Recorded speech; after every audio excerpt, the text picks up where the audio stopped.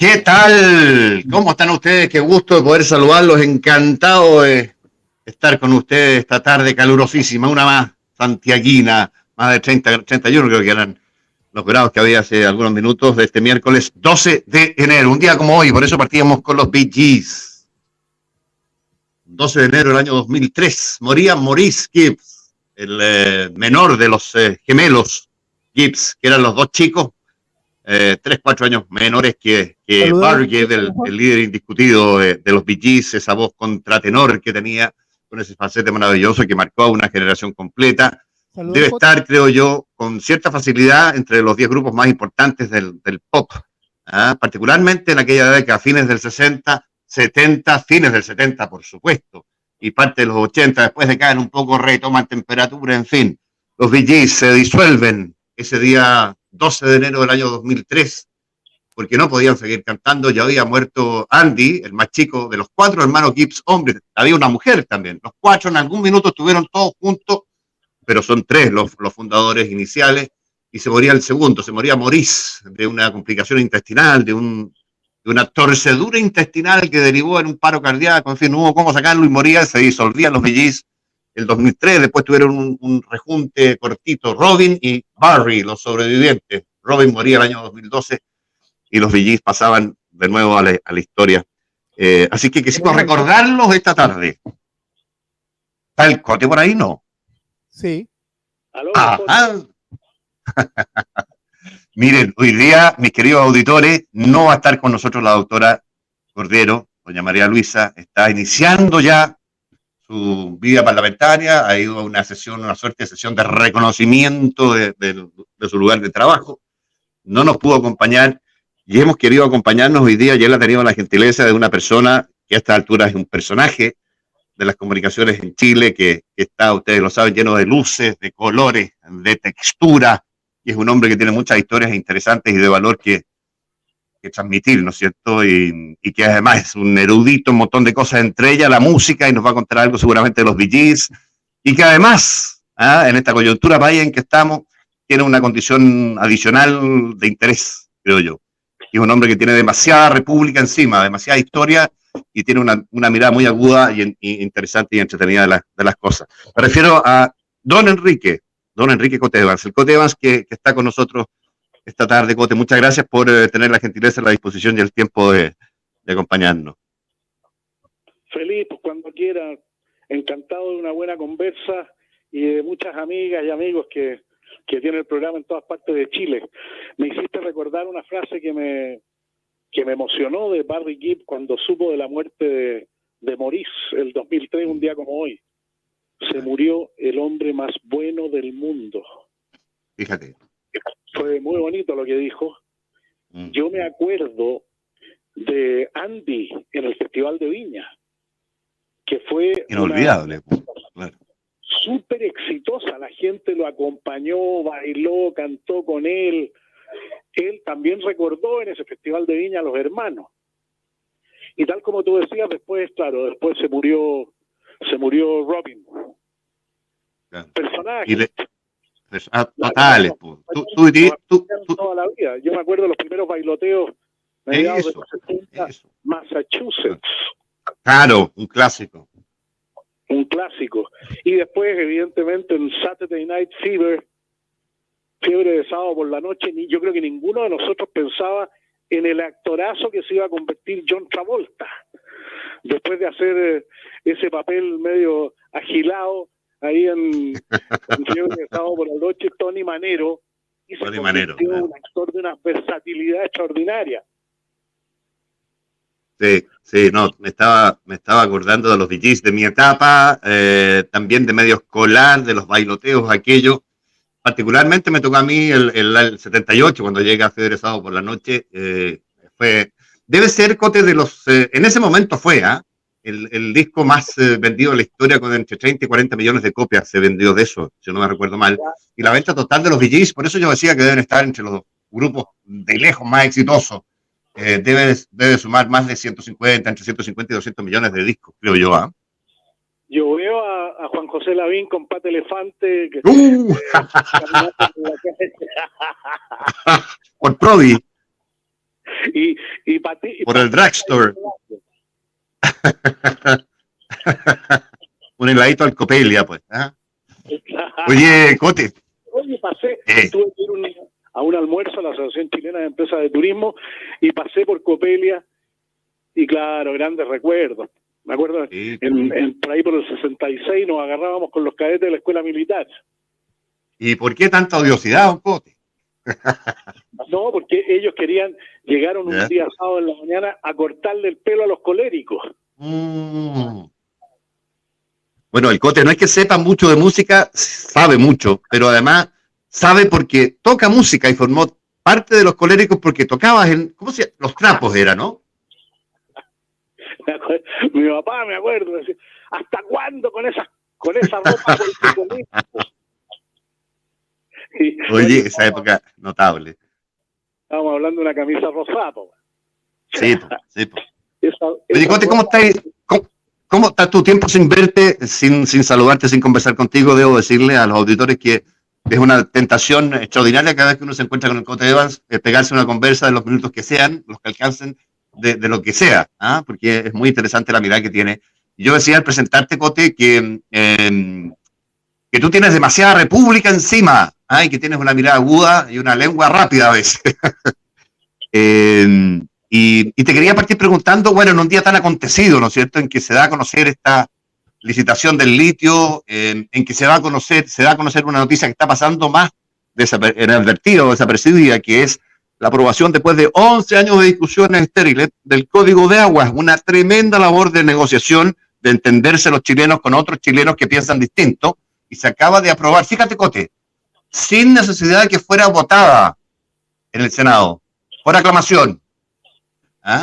En fin, son matices porque el presidente electo dice que le parece una muy mala noticia lo del litio y sin embargo en otro ámbito el entendimiento, la conversación da lugar a un hito que creo yo que es bien destacable, que pase un poquito más inadvertido como es el Código de Agua. ¿Cómo está? La pregunta de fondo, Cote, ¿cómo ves hacia dónde navega este lindo país con vista al mar en esta coyuntura? Bueno, yo creo que los dos temas que tocaste son muy interesantes, pero apelando a tu gusto por la historia, yo me quedé muy sorprendido y me gustaría darle una lectura contigo. Yo le he seguido a la pista la encuesta Bicentenario porque me parece que es una investigación de opinión pública de las más serias que hay en Chile. Comenzó el 2010 a propósito del Bicentenario, que no es el Bicentenario de la Independencia, es el Bicentenario de la primera Junta de Gobierno. De la autonomía. Donde había caído a la mitad el orgullo por nuestra historia. Y yo me puse a leer un libro que para mí forma parte del trabajo cotidiano, que se llama Chile en el siglo XX, que seguramente leíste, de la Mariana Elwin, de Carlos Bascuñán, de la Sofía Correa, de Cristian Gasmuri, de la Sol Serrano, Premio Nacional de Historia, de Matías Tagle. Y hay un prólogo de Ricardo Krebs que yo comparto mucho, donde dice que Chile, la colonia más menoscabada de América, de los españoles rapidito se dieron cuenta que era un error brutal seguir tratando de hacer la guerra de Arauco, porque ya en 1617 tuvieron que entrar a parlamentar con los mapuches y no pasar más allá del Biobío. Entonces, cuando Ricardo Krebs dice que la historia de Chile, la colonia menos importante y más pobre de la corona española, logró durante todos los años de la colonia y después del comienzo de la República de Chile, país mestizo que se nos olvida, porque durante el siglo XVI, XVII, XVIII, todo lo que se produjo fue mestizaje, de norte a sur, con todos los pueblos originarios, con los picunches, que eran los que estaban, la rama mapuche que estaba en esta zona de Chile. Es cierto que hubo menos mestizaje con pehuenches, con huilliches, con lasquenches. Hubo más mestizaje después allá al sur. Después llegaron los europeos, los alemanes y todo lo que sabemos. Entonces, en esta conversación de los pueblos originarios con el Estado de Chile se deja fuera a la inmensa mayoría de chilenas y chilenos que somos mestizos. Y hay que agregar después el mestizaje en los 80 con los coreanos. Y después un país de 18 millones de habitantes que recibe 1,5 millones en apenas 10 años, pero particularmente en los últimos 5, no puede dejar de considerar a la inmensísima mayoría que somos mestizos. ¿Dónde está la chilenidad sino en el mestizaje? Entonces, generar que haya caído el orgullo por nuestra historia. La historia no es otra cosa que la vida que vivieron los papás, los abuelos, los bisabuelos, bisabuelas, tatarabuelas, la mamá, el personaje más importante de la sociedad chilena desde siempre.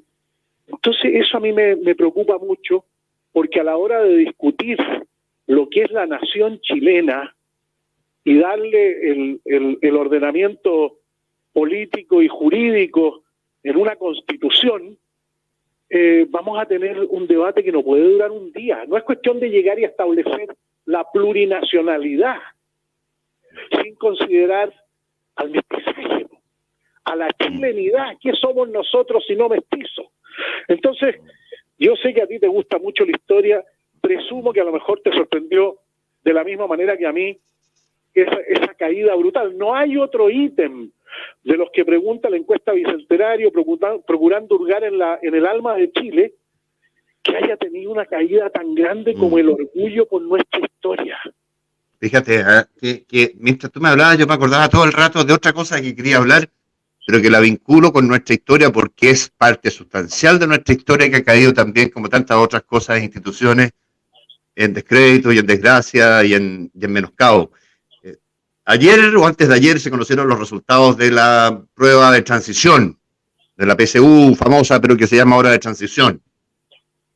Y en esa prueba de transición, Cote, una vez más, tal cual ya había pasado en años anteriores, recibimos un mazazo a nuestra historia, a nuestra tradición, porque el emblema, dice su himno, dice, la espléndida fortuna de ser el primer foco de luz de la nación. Me refiero al Instituto Nacional, una vez más, retrocedió de una manera brutal.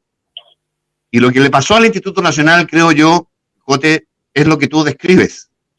Al Instituto Nacional lo que le hicieron fue robarle el alma. Y lo que han hecho en este proceso revolucionario es robarle también un poco el alma a Chile. ¿Ah?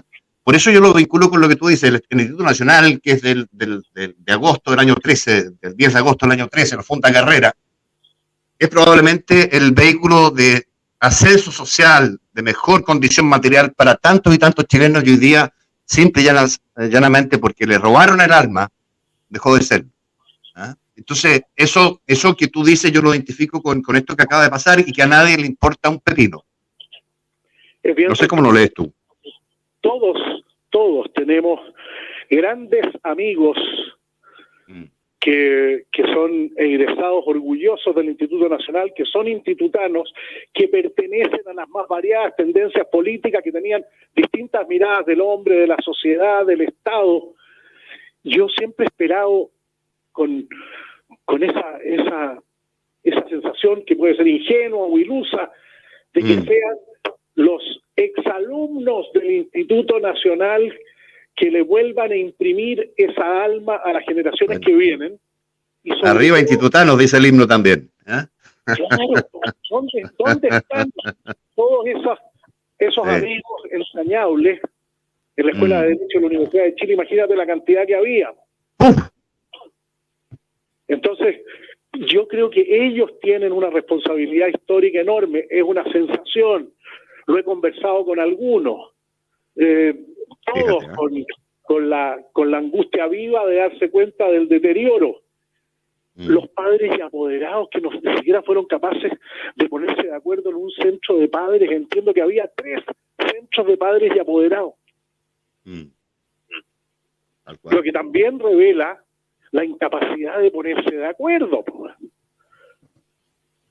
Por supuesto. Entonces, yo veo con profunda pena todas estas señales que forman parte en lo que tú englobas con que hemos perdido definitivamente, al parecer, y sin vuelta atrás, probablemente. Este amor, conocimiento, este deleite que es de pronto conocer nuestra historia para explicarnos quiénes somos hoy día. Y eso lo grafica muy bien esto de que el Instituto Nacional, una vez más, igual que le ha pasado en años anteriores, como decía, esté en el lugar, si no me equivoco, en la PDT, en el 130 o por ahí, después de haber sido clarísimamente y por lejos el de mejores resultados del país entre los liceos municipales, por décadas, décadas y décadas. Entonces, claro, son molestias bien duras. Y yo no soy institutario, naturalmente, pero uno de los orgullosos alumnos del Instituto Nacional es mi padre, compañero de curso y de generación de Ricardo Lago de Juárez. Y son gente que se sigue, tienen 85 años, ¿eh? Y se siguen juntando en el instituto porque fueron compañeros en el instituto. Entonces, a lo mejor esa fe que tú le pones a los ex tiene algún fundamento todavía. Ojalá, es una esperanza que tiene fundamento, no es una cuestión en el aire. ¿Cómo no van a ser capaces esos exalumnos orgullosos de la educación que recibieron, conscientes de la diversidad que también había en el Instituto Nacional? Absoluto. Teniendo en cuenta, claro, que no hay nada, la Sol Serrano en una oportunidad dijo, no hay nada peor que juzgar la historia con los valores del presente. Por mucho que haya dicho Oscar Wilde que el único deber que tenemos con la historia es reescribirla, también para reescribirla hay que tener más o menos conciencia de qué fue lo que pasó y dónde se produjeron los consensos más fuertes. Yo, como dice Krebs, fue así que una de las menos importantes y más pobres colonias de la corona española logró durante esos años un bienestar económico, todo lo mal distribuido que se quiera, pero apreciable. El auge de la plata, del trigo, del cobre, finalmente el gran auge del salitre lo hicieron posible, pero también fue así porque el país gozó de una estabilidad institucional sin duda, que fue notable para una nación latinoamericana del siglo XIX. Pues esa es la vida que le tocó vivir a los tatarabuelos y no tenemos derecho a ningunearla sino más. Sí, Chile, efectivamente el siglo XIX para Chile, comparado con cualquier país del barrio, entre comillas, que eran protopaíses que se estaban formando, ¿no es cierto? Es de una estabilidad desde Portales y el 31 con Prieto en adelante, diría yo, los decenios, después los quinquenios, ya está la guerra del 91, pero incluso después, hasta las crisis del parlamentarismo en los 20, 25 con Arturo Alessandri, qué sé yo, cada 50 años, entre 45 y 50 años, tenemos una revolución en Chile, pero eso no es nada, comparado con lo que han vivido nuestros amigos vecinos de Perú, de Bolivia, de los mismos argentinos, en fin.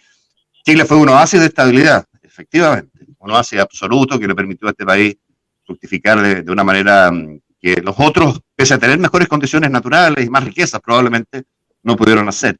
Así que eso también es un fruto, es objeto de mirada orgullosa. Oye, y hay muchos ejemplos de servicio público notable, de personalidades que ejercieron la primera magistratura, que fueron elegidos con todos los ripios del sistema electoral, con todo lo que se fue, pero es una historia de ir mejorando progresivamente, es una evolución lo que fue pasando, bueno, hasta llegar a la cédula única, si no me equivoco, en la votación de Carlos Ibáñez del Campo, pero lo que te quiero decir ahí fue el voto femenino, claro. La primera vez que las mujeres en Chile votaron en una presidencial fue el año 52 con don Carlos Ibáñez. Habían votado el 49 en una municipal, entiendo, pero Carlos Ibáñez, claro, eso fue ya una evolución un poco tardía, pero no hay que equivocarse, no tan tardía. En Estados Unidos, si no me equivoco, fue después que en Chile el voto femenino. Así que para darte un dato. Así que de eso también tenemos que estar orgullosos, por supuesto, y de las pioneras de aquello. El otro día conversábamos con la doctora de doña Eloísa Díaz, la primer médico cirujano, no solo de Chile, de toda América Latina, de toda América del Sur. Y la doctora Pérez también, que se tituló casi con ella. La primera mujer latinoamericana y chilena en obtener el premio Nobel. Exacto. Entonces, no hay que, esa soberbia con la que se ningunea, con la que se mira para atrás y se dice que estuvo todo mal, yo no me la trago, no me la tragué nunca, ni siquiera de cabro. No me la chavo ahora de viejo. Es que para decir lo que tú dices y para saber lo que tú sabes hay que haberlo estudiado y entendido, Pate. Y yo tengo una muy mala impresión de las nuevas generaciones respecto de esos tópicos, de lo que saben, de las convicciones a las que han llegado y de los fundamentos que tienen para declarar o decir lo que dicen y lo que hacen. ¿Ah? Pero bueno, te quería llevar el cote. Sí, dale. Perdón, es que me acordé, tenía una discusión con un chiquillo joven, hijo mío, en edad. Entonces dije, oye, a mí me sorprende lo clarito que tenés todo tú, güey. Yo a los 9 años no sé lo que voy a hacer cuando sea grande. Y tú lo tenés todo claro. Yo siempre estuve lleno de dudas. Entonces tenerlo todo claro y además categóricamente claro, a mí me parece que es un buen camino para llegar a ninguna parte. Es que la generación Cote que lo tiene todo, no solamente todo claro, lo tiene todo. No es de, no conoció el Chile pobre, el Chile mi padre es pediatra, me contaba cuál era el Chile que él le tocaba ver, ¿ah? Cuando atendía en poblaciones como la José María Caro, donde las casas tenían piso de tierra, donde dormían 5 o 6 chiquillos en una cama, donde si se enfermaba uno, se enfermaban todos.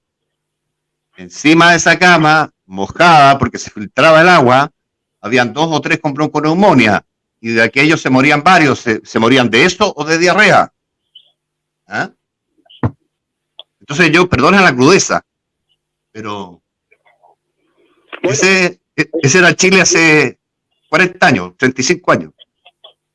Oye, y lo grave es que no estuvo presente en el debate presidencial, es que no obstante todos los éxitos que le reconocen a Chile, desde el PNUD hasta el Fondo Monetario Internacional, el Banco Mundial, la CEPAL, el Banco Interamericano, el World Economic Forum, la OCDE, que Chile fue uno de los países más exitosos del mundo en reducir la pobreza. Y se nos olvidó que quedaron 2,5 millones de pobreza dura. Una muy querida amiga me está diciendo en este minuto de que todavía hoy pasa en Chile lo que tú estabas señalando que pasaba hace 50 años. Porque queda pero poquito. 2,5 millones es una salvajada de gente. Y se nos lo que pasa es que la pobreza. Lo que pasa es que cuando la pobreza le mandó a todos los candidatos un documento con 10 acciones para ayudar a estos 2,5 millones de población vulnerable, de pobreza dura, que significa que los hijos de esas personas van a vivir en pobreza igual que ellos. Entonces es una falta de solidaridad brutal y de poner las prioridades en cualquier otra parte menos donde corresponde, que es trabajo y lucha contra la pobreza. Y eso debiera ser prioridad de cualquier gobierno, de centro izquierda, de centro derecha, de izquierda, de derecha, me da lo mismo. ¿Tú quieres alguien que en particular está mucho en contacto con personas que nos ven más allá de nuestras fronteras, desde fuera de Chile? ¿Qué mirada le dan a nuestro proceso? A mí yo he escuchado muchas versiones, siempre me llegan mensajes también y qué sé yo. Algunos le ponen fe porque son cambios necesarios que van a finalmente obtener para Chile lo que se llama o denomina la imprescindible paz social. Otros que estamos disparándonos en los pies y que si nos volvimos locos es poco. ¿Qué mirada crees tú que es la predominante, la razonable, la asombrada o la esperanzada o la escéptica? Asombrada, desde luego. Yo te diría que ese es el denominador común. Desde aquellos que dicen, no, los chilenos son impresionantes. Mira lo que descubrieron. Una manera institucional para dejar atrás un conflicto social, un estallido social con violencia como nunca visto en la historia de Chile, y discurren una convención constitucional de 150 personas paritaria. No, notable. Un amigo argentino, de esos buenos para la metáfora, como son todos los argentinos, me dijo... Poetas, todos. ¿Cuál es el afán de ser originales? Me dijo, en todas partes del mundo, cuando hay que editar una constitución, se la encargan a los que saben proponen un texto y el pueblo, la soberanía popular, aprueba o rechaza. ¿Cuál es el afán? Me dijo, es posible que ustedes no elijan a ningún experto en derecho constitucional dentro de los 155. Bueno, una buena mayoría de los que eran expertos en derecho constitucional no salieron. No salieron, tal cual. Cote, hay un solo economista de los Bernardo Fontaine, uno solo. Bernardo Fontaine, tal cual. Con Bernardo anduvimos recorriendo Chile, hablando en su momento de la reforma laboral y la reforma tributaria con la Caja Los Andes.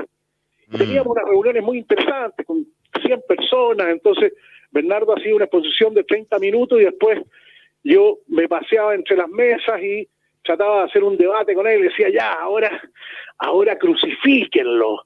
Entonces era muy directo. ¿Cuántos pagan suplementario? ¿Cuántos de aquí pagan impuesto único al trabajo? ¿Cuántos de aquí, pagan contribuciones? Entonces íbamos haciendo con mucha participación, porque esto duraba 2 horas, entonces era media hora de exposición y después 1 hora y media de conversa.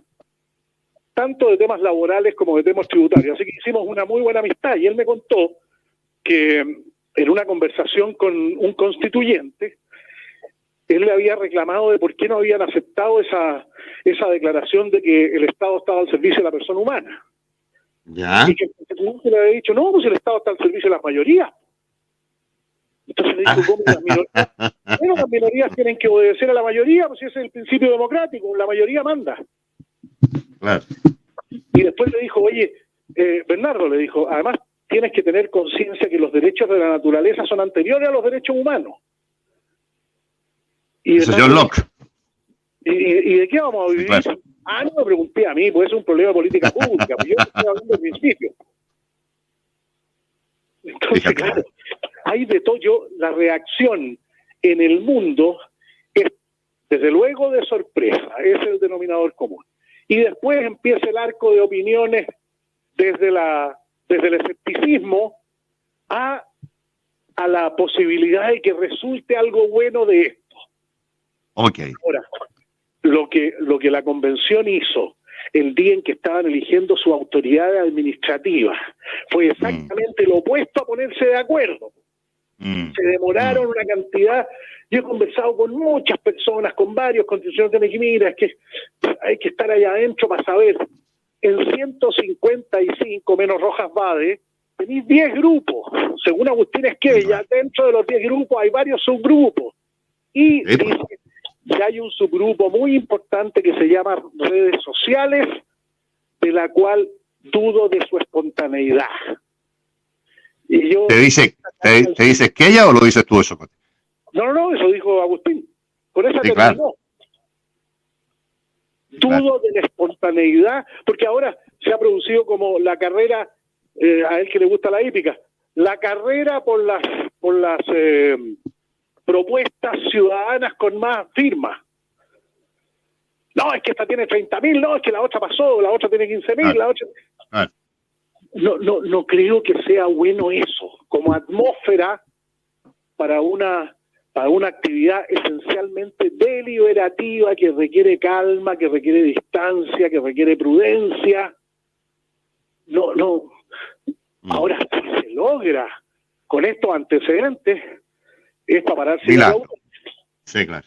La dirección de la página web de ahí. Vámonos al corte rápidamente, regresamos en esta entretenida e intensa conversa con el Cote. No se vaya.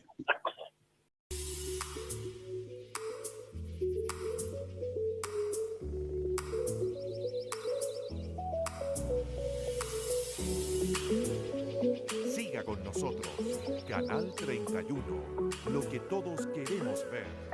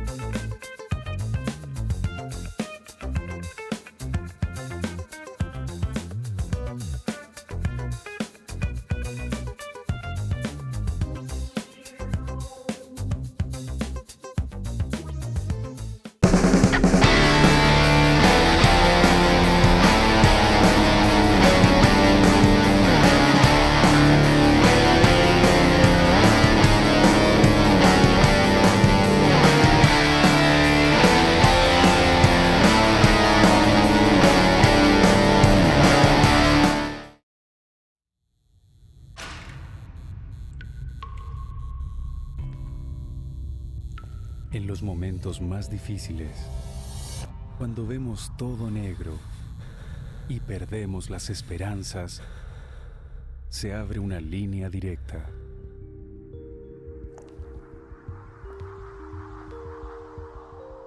Llámanos.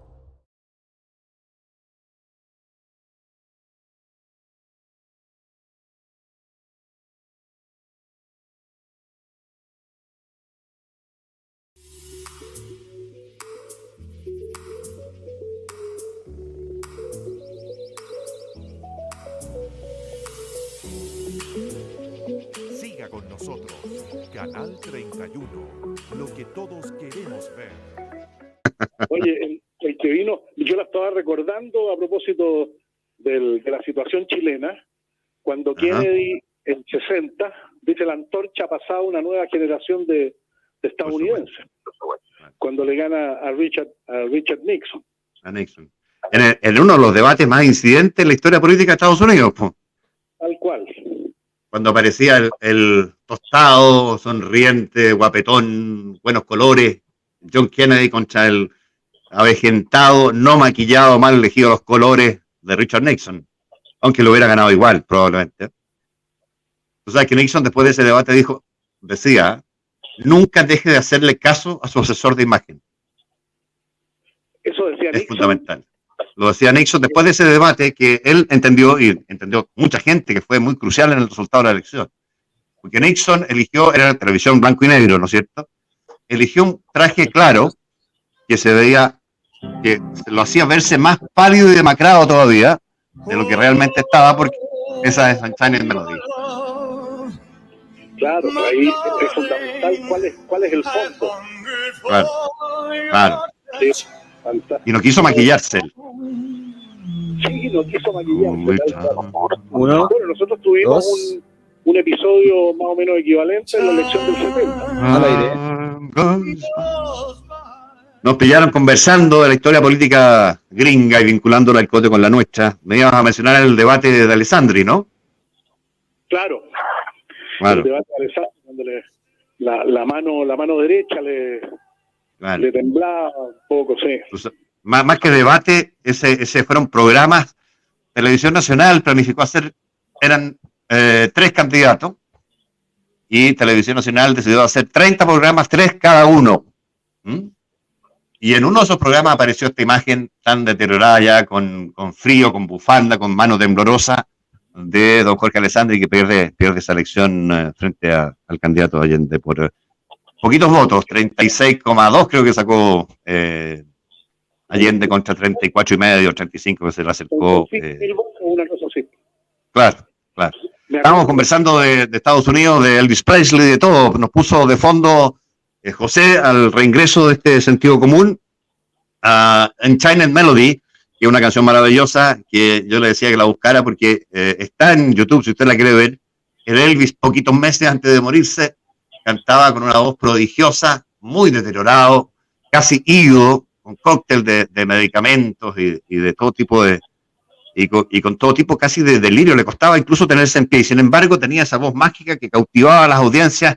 Y cuando te muestran a Elvis cantando esta canción y te muestran simultáneamente y van haciendo el switcheo a la gente que lo escuchaba, tú entiendes el tamaño del fenómeno que fue Elvis Presley, porque estaba simple y llanamente esa audiencia cautivada al extremo, embelesada por lo que estaba viendo de este Elvis, que ya no era el que había sido, ¿no es cierto?, pero que todavía mantenía las condiciones vocales y el encanto como si recién hubiera partido. Oye, Cote, dale, sí. La tía de John Lennon, con quien se crió, dice que John no le había puesto mucho interés a la música hasta que apareció Elvis Presley. A partir de ahí todo cambió, decía ella. Se transformó en el personaje más importante de su vida. Era Elvis todo el día. Por eso que fue... Oye, Cote, sí. Nos queda re poquito de programa, Cote. Te quería preguntar tu mirada respecto al tema del litio. No sé si tienes versión respecto de eso, mirada respecto de eso, de las oportunidades que tiene Chile, de las oportunidades que está eventualmente perdiendo Chile. Fíjate que cualquiera de los países que tienen reservas importantes de litio, en esos países hay en el que menos 2 proyectos en ejecución de tamaño hipertrófico de desarrollo de litio, de extracción de litio, producción de litio, y en otros hasta 4 y 5. Vale decir, Chile efectivamente se está quedando atrás. En Chile no hay ninguno nuevo. Estamos perdiendo mercado después de haber tenido largamente más del 30%. Estamos más cerquita del 20% y vamos a llegar probablemente al 15% si seguimos tal cual. Y en esta licitación se acaba de adjudicar de los 5 paquetes de 80.000 toneladas cada uno, se acaban de asignar solo 2 a las 2 mayores ofertas. Vale decir, no se van a adjudicar los otros 3 paquetes. Esto hace bajar la cantidad de plata anual de 1.000 millones, si hubieran sido las 5, 1.000 millones de dólares para Chile por 20 años, cada año 1.000, a 400 millones nada más. Yo creo que efectivamente, como ha dicho el presidente electo Gabriel Boric, lo de hoy ha sido una mala noticia para Chile, pero por razones distintas a las que él supone. Chile pierde por año, a contar de ahora, y por las negociaciones que se establecieron con su futuro gobierno, pierde 600 millones de dólares al año. De ingreso fiscal. De ingreso fiscal. De ingreso fiscal. El 80% del dinero que le va a dejar este gobierno al gobierno de Gabriel Boric de libre disposición, que son 800 millones de dólares. Tal cual. Pero mira, estuve conversando ayer con Joaquín Villarino, presidente del Consejo Minero. Gran conversa.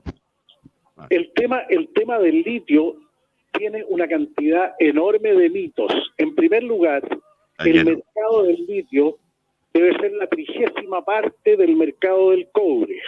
Respecto del litio, existe la consideración de un mineral estratégico. El cobre tiene concesiones, el litio no, tiene arrendamiento. Asociación con privados. Asociación con privados. Nosotros somos productores de carbonato y de hidróxido. Hemos avanzado, ¿cierto? El mismo mito, porque dice, pero ¿cómo? Deberíamos producir baterías de litio, deberíamos incorporar mayor figura. Es interesante porque los propios chinos nos han dicho, bueno, pero ¿para qué el traslado nomás de las baterías? Exacto. Ya las deja fuera de mercado. Exacto. Producir hidróxido de litio tiene mucho más valor agregado de lo que la gente comúnmente piensa. Y no lo hacíamos, avanzamos y lo estamos haciendo. Tal cual. Entonces, yo le pregunté qué objetivos comunicacionales tenía la campaña Compromiso Minero, donde están las empresas mineras extranjeras y chilenas, donde están las universidades, donde están los proveedores. Me dijo, bueno, lo que queremos es acercar la minería a Chile, porque normalmente se siente Chile Cobre y Mineral como la gran billetera que nos va a dar eternamente los ingresos fiscales más sustantivos. No nos olvidemos que hace 2 años atrás, cuando andábamos con el cobre a $2.20, yo no conozco ningún estudio de ningún think tank que haya dicho que 2 años después iba a estar a 4.30, que es por ahí donde anda. Entonces, es bueno tener todos los antecedentes arriba de la mesa. Mucha gente dice, ¿cómo Chile se le ocurre producir y exportar puro concentrado? Está equivocado, el 45% es cobre refinado.